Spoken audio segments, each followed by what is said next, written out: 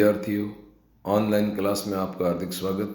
मैं डॉक्टर ओमपुरी स्वामी, सहायक आचार्य भूगोल, राजकीय महाविद्यालय बीनमाल। बीए पार्ट द्वितीय वर्ष का जो प्रथम प्रश्न पत्र है मानव भूगोल, इसके विकास में जर्मन भूगोलवेत्ता कार्ल रिटर का जो योगदान रहा है उस पर चर्चा करेंगे। कार्ल रिटर का जन्म 1779 में प्रशिया के प्रसिद्ध शिक्षा केंद्र स्नेपफेल्थल के निकट मैंगडेलबर्ग में हुआ था। 1785 में रिटर ने स्नेपफेल्थल में अपनी प्रारंभिक शिक्षा आरंभ की। यहाँ की शिक्षा रूसो एवं प्रेस्टोलॉजी विचारधाराओं पर आधारित थी, जिसका प्रमुख उद्देश्य प्रकृति के प्रति रुचि पैदा करना था। इन व्यवस्थाओं में 4 वर्ष के क्षेत्रों के भ्रमण तथा क्षेत्रीय संबंधों की विशेष महत्व दिया गया। इस भूगोलवेत्ता ने गणित, दर्शनशास्त्र, इतिहास तथा प्रकृति विज्ञान आदि का अध्ययन किया। भूगोल के आधुनिक शास्त्रीय युग में हम्बोल्ट के बाद रिटर का महत्वपूर्ण नाम आता है, जो इसके काफ़ी समकालीन थे। इन्होंने भी कई यात्राएं की और सर्वप्रथम भूगोल के विस्तार में सन 1804 ईस्वी में यूरोप पर एक भौगोलिक, ऐतिहासिक तथा सांख्यिकी चित्रण नामक एक ग्रंथ का प्रकाशन किया। इसके बाद उन्होंने कई ग्रंथ लिखे उनके जीवन काल में और कई शोध पत्र, पुस्तकें भी प्रकाशित की, जो निम्न प्रकार है। यूरोप का भौगोलिक, ऐतिहासिक तथा सांख्यिकी चित्रण जो उन्होंने 1804 में प्रस्तुत किया।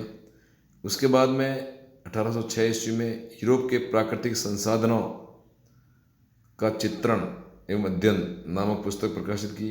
फिर 1817 ईस्वी में भौगोलिक ग्रंथ एक था, अर्धकुंडे नामक ग्रंथ प्रकाशित हुआ।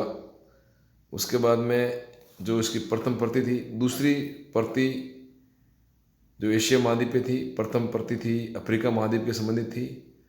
तो दूसरी प्रति जो उसका नाम भी अर्धकुंडे था, जो द्वितीय खंड था, जो 1818 में प्रकाशित हुआ।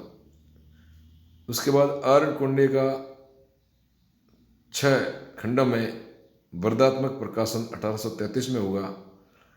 फिर छठा प्रकाशन अर्धकुंडे को 19 ग्रंथों में प्रकाशित किया गया 1859 ईस्वी में। इस प्रकार रिटर ने अर्धकुंडे नामक ग्रंथ के माध्यम से भूगोल को विस्तृत रूप देने का प्रयास किया। रिटर की विचारधाराओं के मुख्य तथ्य निम्नलिखित हैं। पहला पॉइंट, विकासवादी विचारधारा। रिटर के विचार विकासवादी रहे हैं, जिन्हें समझने के लिए उनके समस्त लेखों तथा ग्रंथों का अध्ययन करना आवश्यक है। दूसरा विचारधारा का प्रमुख तथ्य था न्यूने का प्रभाव। रिटर ने होम्स्पेयर को शुद्ध भूगोल को अस्वीकार करते हुए उसे अवैज्ञानिक बताया था। इस संदर्भ में रिटर ने बताया कि range geography in nothing more than a general description of terrains. इनके विचार जीवन से मिलते जुलते थे, जो कि क्षेत्र की भूरचना, जलवायु, पादप तथा मनुष्यों में अंतर संबंधता मानना था। नीतिवाद विचारधारा। रिटर पर्यावरण निश्चयवाद को मानता था। उसने मानव तथा प्रकृति की परस्पर प्रतिक्रिया को प्रधानता देते हुए बताया कि यूरोप की कटी फटी समुद्र तट रेखा का महत्व यूरोप इतिहास पर परिलक्षित होता है। समुद्र तट के निवासियों पर भी समुद्र का गहरा प्रभाव देखा जा सकता है।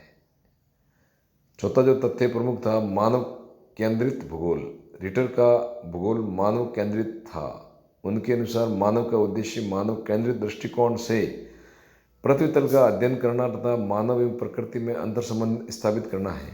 केवल पृथ्वी तल का वर्णन करना ही भूगोल का उद्देश्य नहीं है, वरना पृथ्वी तल पर मानवीय क्रियाओं का वर्णन करना विशेष महत्व रखता है। संपूर्ण की संकल्पना। रिटर की ग्रंथमाला अर्धकुंडे का मुख्य उद्देश्य प्रादेशिक व्यक्तित्व तथा पूर्णता की संकल्पना को स्पष्ट करता था। क्षेत्रीय संबंध का सिद्धांत।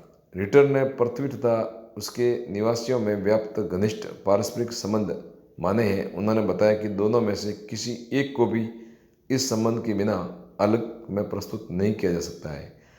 अतः रिटर में हम्बोल्ट की तरह प्रकृति में एकता पर विश्वास रखते थे। सातवां जो इनकी विचारधारा का प्रमुख तथ्य है, भूगोल अर्धकुंडे का पर्याय है। रिटर ने भूगोल के लिए अर्धकुंडे नामक शब्द का प्रयोग किया और ग्रंथ भी लिखा था। उन्होंने पृथ्वी का सर्वाधिक पूर्ण तथा ब्रह्मांडीय दृश्य अपनाकर उसे मधुर इकाई के रूप में संकलित करके उसमें संपूर्ण ग्लोब का वर्णन तथा मानव व उससे के सृष्टिकर्ता के संबंधों का विवेचन आवश्यक माना है।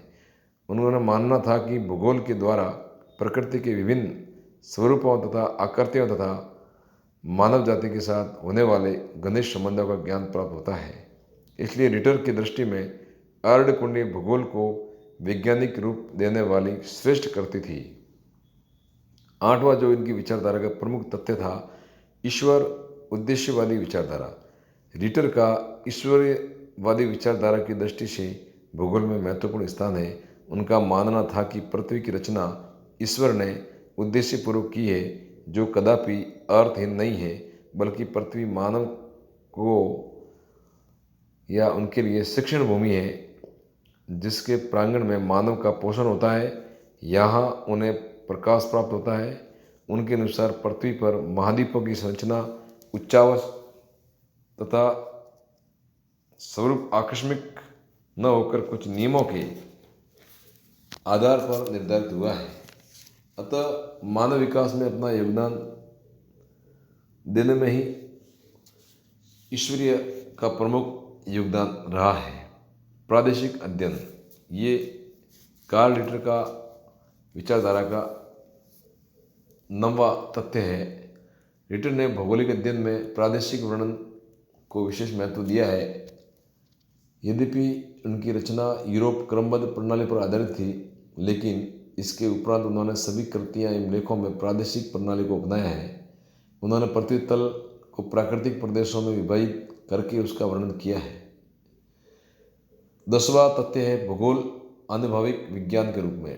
रिटर ने बताया कि भूगोल में अन्य विज्ञानों की तरह केवल सिद्धांतों पर आधारित न होकर एक आनुभविक विज्ञान माना है, जो प्रेक्षणों तथा परिणाम पर आधारित है।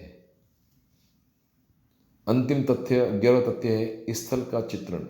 रिटर ने अपना उद्देश्य समस्त स्थल का सजीव चित्रण प्रस्तुत करना माना है।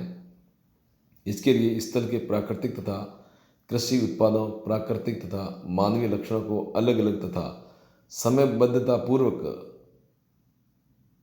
समृद्धतापूर्वक के रूप में इस तरह प्रस्तुत किया है कि मानव तथा प्रकृति के संबंधों में सबसे महत्वपूर्ण आकलन स्वयं प्रत्यक्ष हो जाए, जिससे उसकी परस्पर तुलना की जा सके। इस प्रकार भूगोलवेत्ता कार्ल रिटर ने अर्धकुंडे नामक ग्रंथ के माध्यम से इन तथ्यों को प्रस्तुत कर, इन 11 तथ्य बताकर भूगोल के विकास में तथा मानव भूगोल के इतिहास को वृद्ध रूप देने में अपना महत्वपूर्ण योगदान दिया। धन्यवाद।